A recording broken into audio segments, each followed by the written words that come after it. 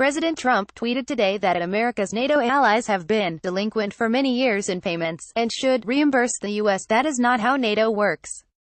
It is not a protection scheme where the allies pay the United States. It is a collective defense organization in which members agree that an attack on one is an attack on all. NATO members have agreed to increase their defense spending levels, but the target date is 2024, which is to say, they are not delinquent on anything. One cannot rule out the possibility that Trump lacks the mental capacity to understand the basic form of America's most important alliance. But it is at least as likely that Trump is choosing not to understand this, so that he can precipitate a fissure within the alliance. Last week, Trump's national security advisors, who have traditional Republican views toward NATO, good, and Russia, bad, and the allies both expressed their hope that Trump would use the NATO summit to declare victory. Trump has been calling for the allies to increase their defense spending, and indeed they have.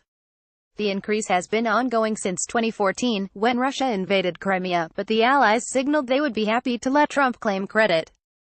The European officials we've spoken to would love nothing more than for Trump to take a victory lap and claim credit for them boosting their defense spending, reported Jonathan Swan last week. Oddly for Trump, he is not taking the opportunity to claim a win. Instead, he appears to be defining the terms of the disagreement such that it cannot be resolved.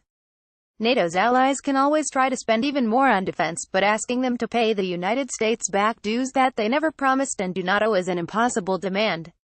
Where Trump's intent has grown abundantly clear is the manner in which he is speaking to his supporters.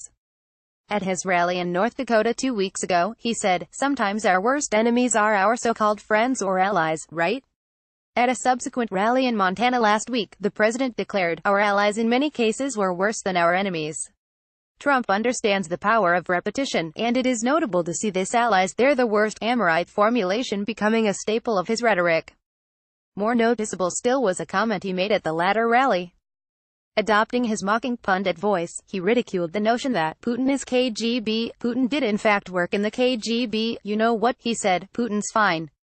He's fine. We are all fine. We are all people." Trump, "You know President Putin is KGB. Putin is fine. He's fine.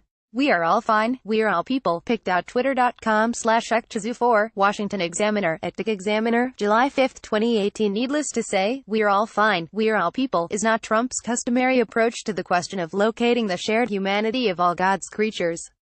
But his efforts to train the Republican base to reverse its long-standing views on the relative merits of NATO and Russia have borne fruit.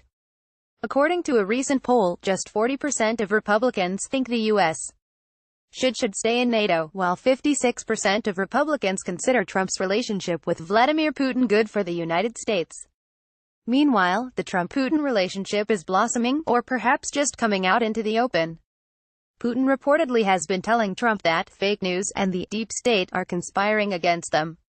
"It's not us." Putin has told Trump, according to an American source, summarizing his message, "It's the subordinates fighting against our friendship." Trump has also reportedly expressed to Putin his desire for better relations, and called the advisors who tried to prevent him from congratulating the strongman on his re-election, "stupid people." Compared to a week ago, it is now harder to imagine Trump will use the summit to leverage concessions that will make him appear like a strong negotiator, and much easier to imagine that he will use it to instigate a diplomatic crisis with NATO. By the time this is over, he may well have reoriented American foreign policy completely.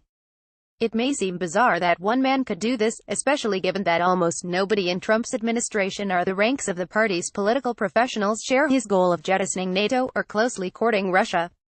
Yet Trump has shown the ability to lead his base wherever he wants to take it.